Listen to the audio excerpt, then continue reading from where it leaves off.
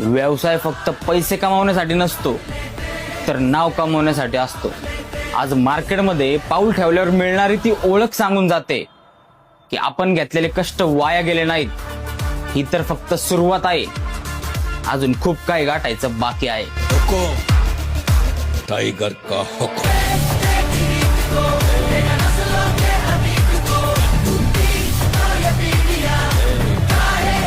व्यवसाय फक्त पैसे कमावण्यासाठी नसतो, तर नाव कमवण्यासाठी असतो।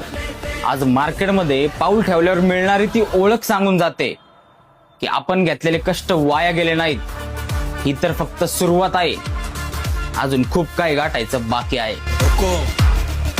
टाइगर का हुक्म।